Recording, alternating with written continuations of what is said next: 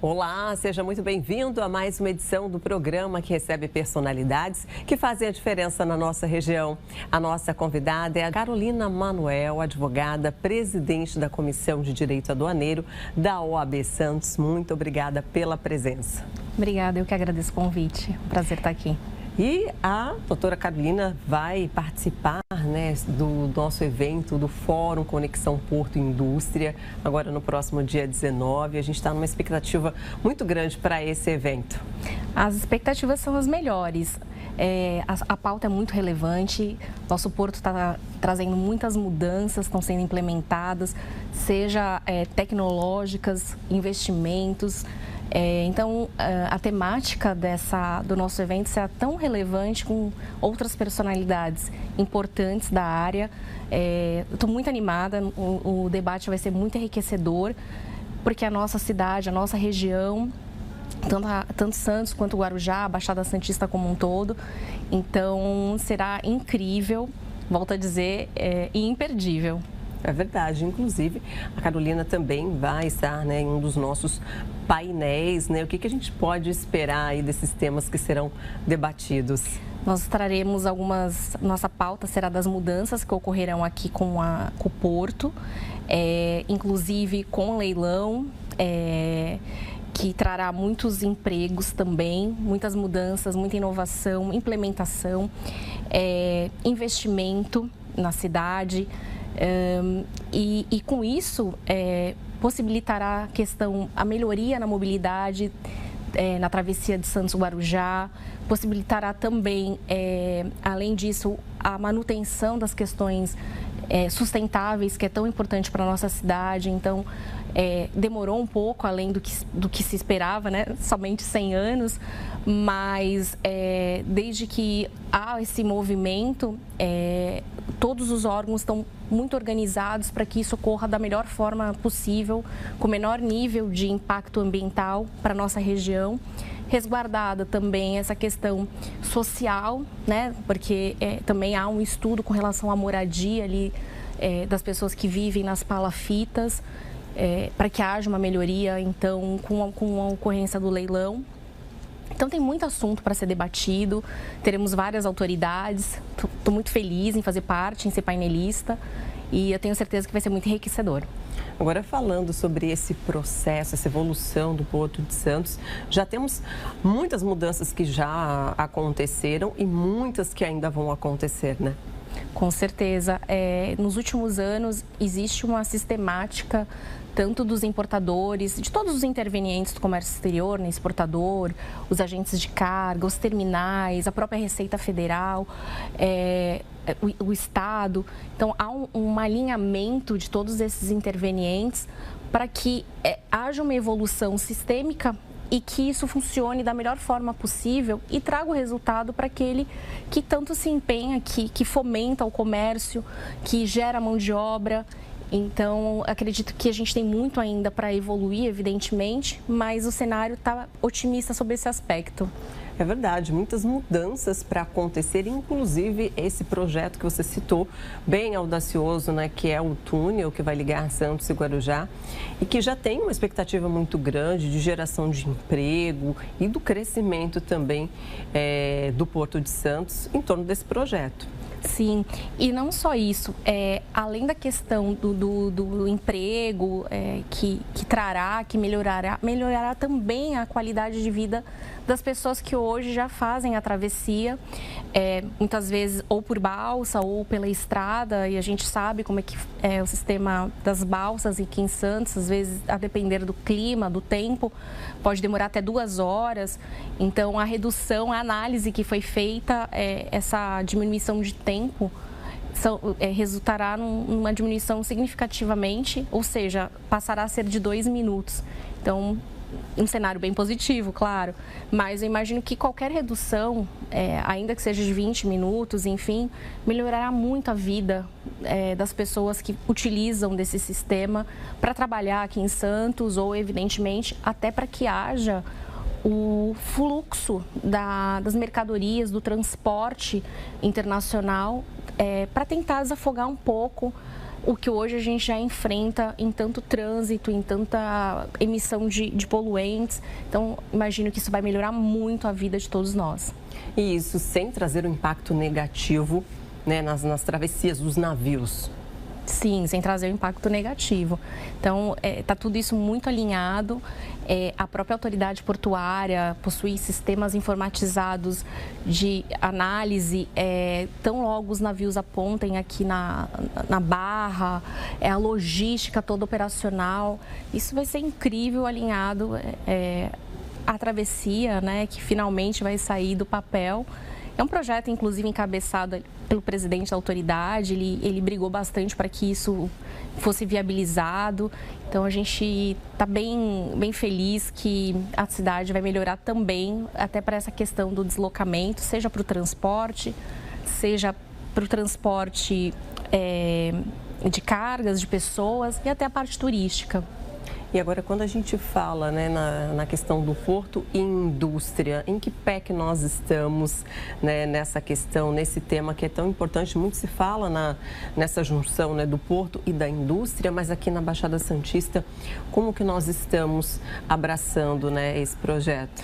Existem vários projetos em curso para que haja essa intersecção maior entre o porto e a indústria e que, com isso, reduza também os custos da operação. Uma das pautas que a gente tem falado muito e está sendo recorrente é a reforma tributária, que foi encabeçada pela indústria, então faz muito sentido.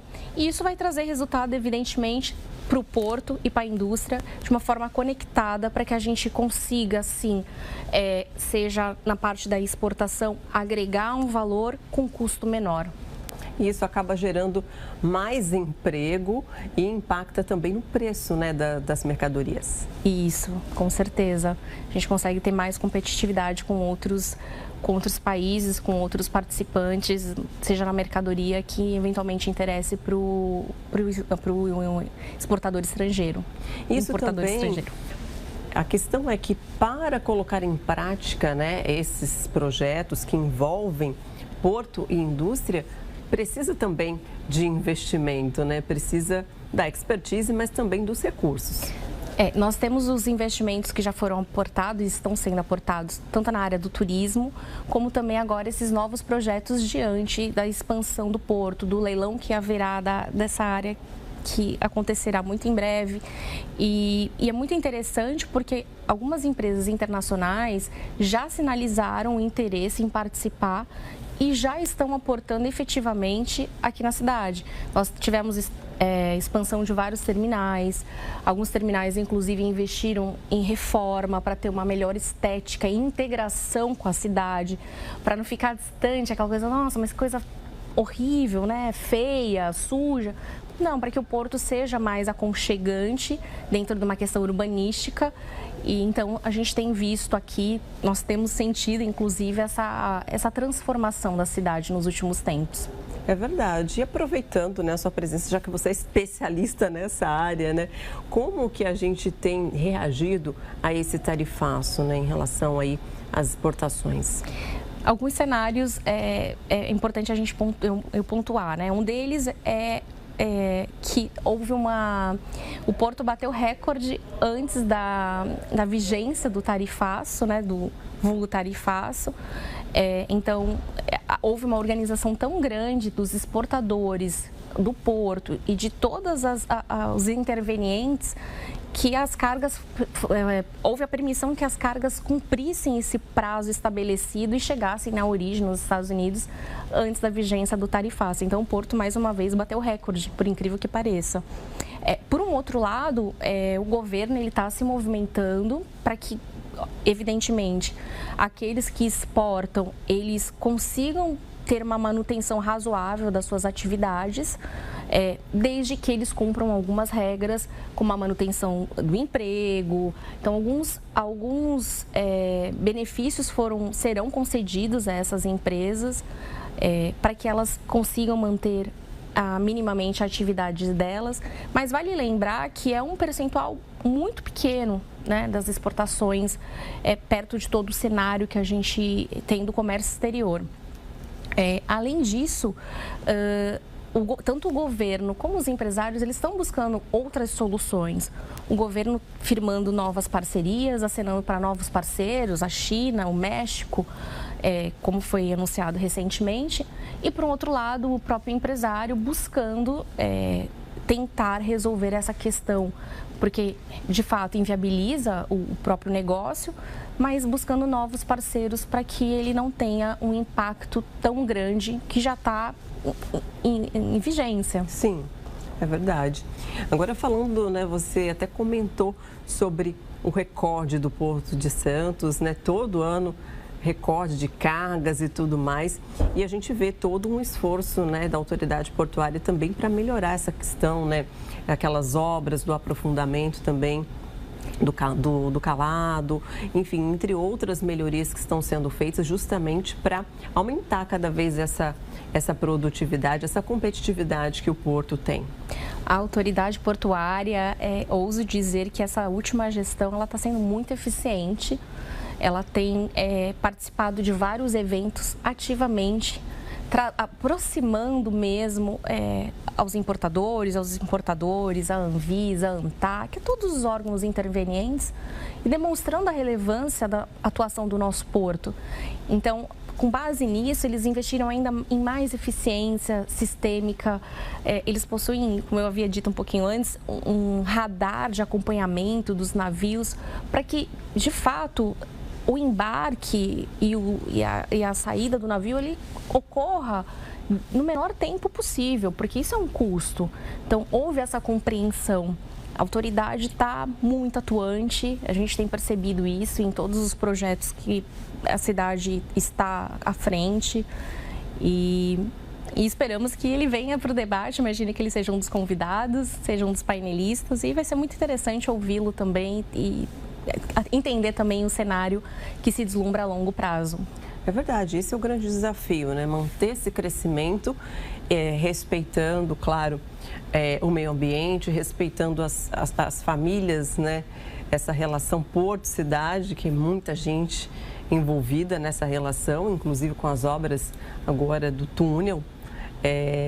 Isso tende agora, essa questão tende a vir à tona, né? Do impacto que isso vai gerar nas comunidades do entorno. Sem sombra de dúvida, essa é uma preocupação recorrente de todos os envolvidos, seja pela questão ambiental, como eu havia dito, mas principalmente pela questão da moradia, né? Essas pessoas sofrerão suas desapropriações, se buscará novas alternativas de moradia para elas, com bastante qualidade, com a questão ambiental, e para que elas também fiquem integradas, né? Porque tem aquela identidade que está associada a elas ali da moradia. Então, tudo isso está sendo observado, já existem vários estudos sobre esse aspecto, a autoridade também está... É uma das pautas recorrentes, das falas recorrentes em todos os eventos que eu tenho participado e eles estão presentes. Então, essa preocupação ela é fundamental, porque a sociedade ela é um todo, né? Então, isso é realmente uma das pautas que a gente vai discutir aqui no dia do evento. É verdade, expectativa grande para esse evento. Então, próximo dia 19, o nosso Fórum Conexão Porto e Indústria. Obrigada pela presença aqui, volte mais vezes. Obrigada, eu que agradeço. Nós é que agradecemos. Você continua ligado aqui no Visita na Record. Vamos por um rápido intervalo e na volta tem mais uma entrevista direto do nosso estúdio em São José dos Campos. Não saia daí.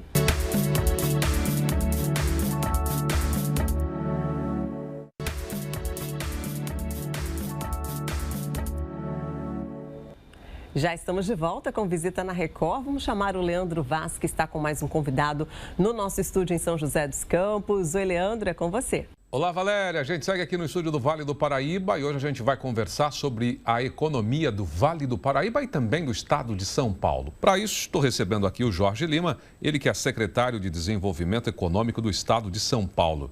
Muito obrigado, viu, Jorge, pela sua presença aqui com a gente, para que possamos falar sobre temas extremamente importantes, economia, desenvolvimento aqui do Vale, Litoral Norte, também a Serra da Mantiqueira. Obrigado pela presença. Prazer imenso estar com vocês. Jorge, a sua presença no governo do estado começa junto ali com o Tarcísio, mas você já tem uma história no poder público, mas na iniciativa privada muito intensa nos últimos anos, né? Eu sou engenheiro mecânico formado, fui presidente de 10 empresas. fui sócio de umas 8. E chegou um momento que eu tinha vendido até uma participação do Botanic, que eu estava aqui, que eu era sócio aqui do Botanic Campos Jordão. E aí fui convidado ali pelos empresários para fazer o curso do Brasil. Eu fiquei lá 1 ano e pouco, 2 anos com o Paulo Guedes. Conheci o Tarcísio, apaixonei, acho ele um dos caras mais incríveis que eu conheci, inteligente. Acabei trabalhando, coordenando um dos coordenadores da campanha dele, aí acabei ficando no desenvolvimento, mas eu não sou candidato a nada, deixa claro. Mas viaja muito, né? Mas viajo muito, né? A gente está fazendo um trabalho de desenvolvimento por cidade, né? Até agora eu fui 415. 415? Um ano e meio? Pouco 2 anos e meio, né? 2 anos e meio. Está quase um e pouco por dia. E nessas visitas todas, o senhor conhece a peculiaridade de cada uma dessas cidades, né? E dessas regiões também. Desde o início da campanha, o governador, o Tarcísio já falava, cara, vamos tratar São Paulo como um país. A gente esquece disso. Se São Paulo fosse um país, a gente era a 20ª economia do mundo. 3ª da América Latina, pede para o Brasil e para o México. É a 20ª melhor logística do mundo. Quantos países você acha que tem as estradas que nós temos? Tem um porto, que é 47º do mundo, primeiro da América Latina, movimento de 190 milhões de toneladas. Aeroportos, não dá para discutir isso. Se olhar o Brasil, para passageiro é Guarulhos, Congonhas, Brasília e Viracopos. Carga é os dois. Então, isso aqui é um país. E aí nós decidimos tratar como um país, respeitando as 16 regiões administrativas. Mas o que aconteceu? Na verdade, não tem nem 2 anos e meio que eu comecei. A gente começou depois de quase 1 ano que eu comecei a ver que eu tinha que olhar a vocação por cidade. Porque as vocações são diferentes. Porém, nós temos um tripé que a gente acredita muito, que é indústria, agro e turismo. Porque comércio e serviço, ele acopla aqui. Se você só vai ter comércio e serviço se você tiver isso aqui. Se não tiver, dificilmente você vai sobreviver no comércio e serviço. Ele depende de renda para crescer. Então, a gente decidiu ir cidade a cidade. Então, quando eu vou na cidade, eu estava agora em Guararema. Então, eu vou, a gente estuda, a gente propõe o que nós vamos fazer na cidade. Não é uma visita. E nessas viagens que o senhor faz, é um pedido que os prefeitos tendem a ter com o senhor? Olha, preciso de uma ajuda aqui para tentar, de repente, trazer uma empresa, uma estrutura melhor? Na verdade, que leva o senhor a esses locais? Eu que defino, eu ligo para ele e falo assim, vou te visitar, você quer?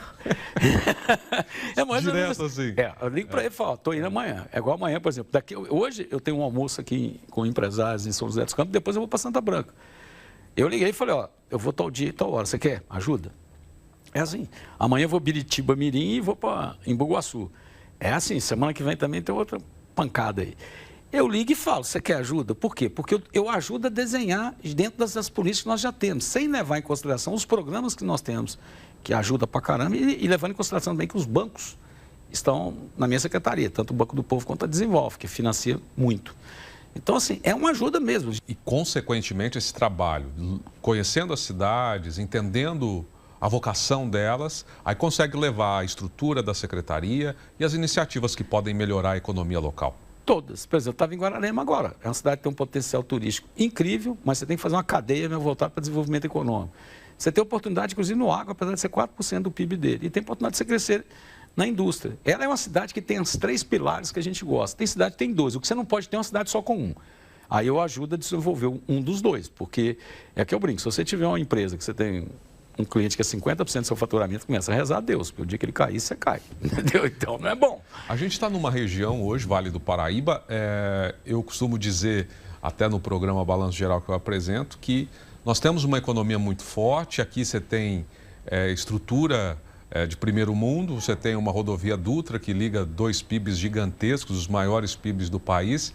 Como é que o senhor enxerga, né, essa região, principalmente a importância dela na economia do Estado? Se você olhar, 81% do PIB do Estado de São Paulo está em 4 regiões. A região metropolitana detém 52,1%, Campinas 19%, aqui 5,2%, Sorocaba 5,1%. E por quê? Justamente por causa da logística, portos, aeroportos. Quem vai exportar? Logística é terceiro, segundo, primeiro custo de qualquer negócio, qualquer um. Então, o que acontece? Você está nessa posição, você tem estrada, tem aeroportos e tem portos, e tem porto.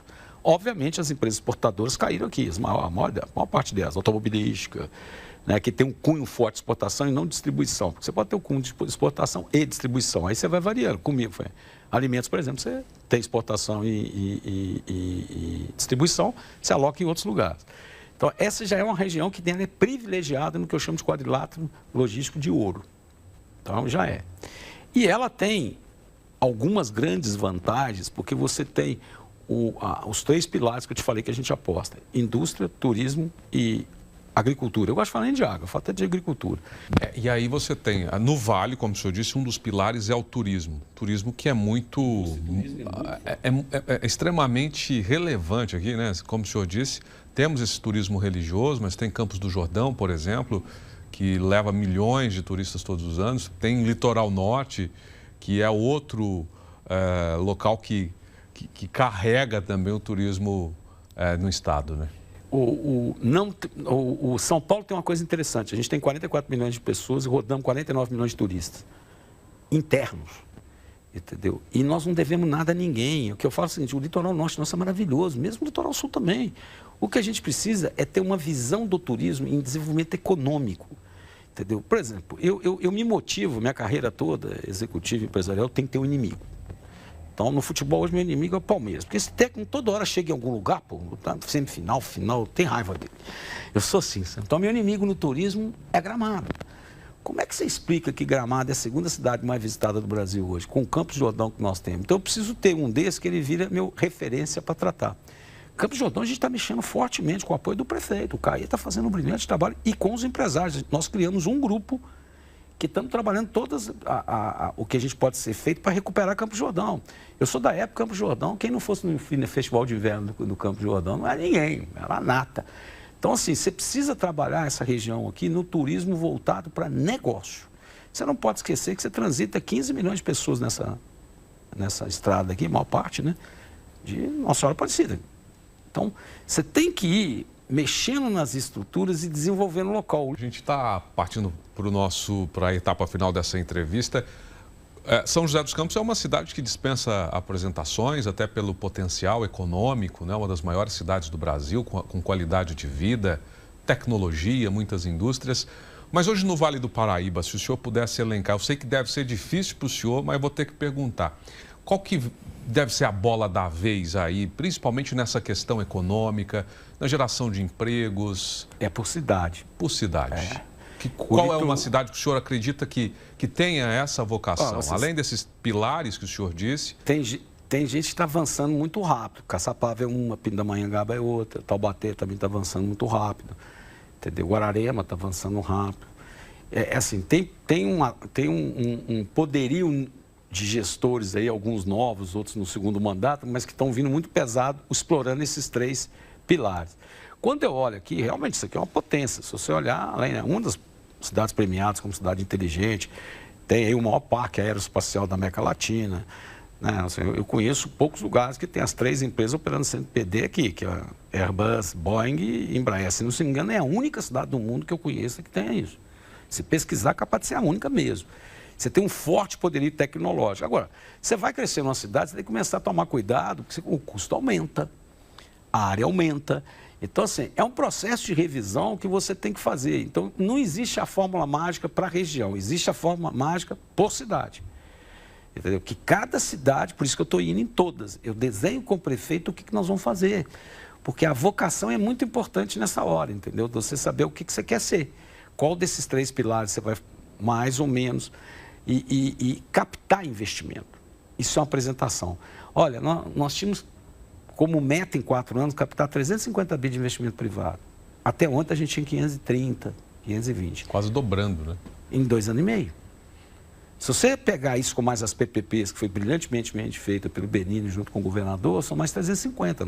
Nós devemos encerrar o primeiro 2026 com mais de 1 trilhão de investimento no estado de São Paulo. Aí você entende, nosso PIB saiu de 2021, que era 2 trilhões 719, para 3,480.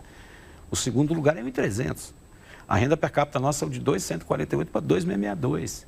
Nós tínhamos como meta abrir 500 mil empresas no estado de São Paulo. Em 4 anos, nós estamos com 846, sendo 310 esse ano. Era 1 milhão de empregos para 4 anos, nós estamos operando na casa de 1,140. De novo, nós tínhamos como meta abaixar o desemprego, nós estamos operando com 5,1, a média brasileira é 5,8, que é o melhor resultado desde 2012. Então, os números estão aí, prova que o plano do governador Tarcísio está funcionando, porque senão você não teria esses números. Secretário, eu queria muito agradecer a presença do senhor aqui com a gente, prazer em recebê-lo aqui no nosso estúdio. Quem quiser acompanhar Imagino que lá na rede social do senhor, o senhor posta muitas viagens, né? Todas. E a gente conheça também por lá cada ponto que o senhor vai, cada município e as demandas e as iniciativas que são tomadas por elas, né? Como é que faz para... o senhor tem um Instagram é jorgelima.oficial. jorgelima.oficial. Eu queria só pedir um favor, posso rapidinho? À vontade. Nós criamos, junto com a primeira-dama, que ela está fazendo um trabalho magnífico, nós criamos o Trampolim. O maior problema de São Paulo hoje é mão de obra. Apesar de a gente estar com 5,1 de desemprego, que dá aí 1.140.000 pessoas desempregadas, todo mundo está precisando de mão de obra. O Trampolim, eu estou pedindo muito para as pessoas acompanharem o Trampolim. É www.trampolim.sp.gov.br. Lá nós estamos colocando todas as vagas gratuitas aqui, e aqui a gente precisa que as empresas coloquem a vaga. Vai ser a maneira que nós vamos encontrar de fazer a empregabilidade. Porque eu posso estar oferecendo cursos que não é nós, Sebrae, Senai, todo mundo, que não é o que o mercado quer. Ou eu posso estar com a demanda aqui diferente do que nós estamos imaginando também de procura. Então é fundamental acessar o site, as pessoas, para ver os empregos e as empresas colocarem as vagas e todos os institutos que tiverem cursos gratuitos, como Sebrae, Senai, Senac, Semar, também colocar. Trampolim. Esse vai ser a ferramenta que nós vamos transformar São Paulo em empregabilidade. Jorge, obrigado, viu, pela sua presença aqui com a gente. É isso, Valéria. Eu conversei com o Jorge Lima, ele que é secretário de Desenvolvimento Econômico do Estado de São Paulo. E eu volto com você aí no estúdio. Muito obrigada, Leandro. Obrigada a você também pela sua audiência. O Visita na Record fica por aqui, mas a gente se vê na semana que vem. Até lá.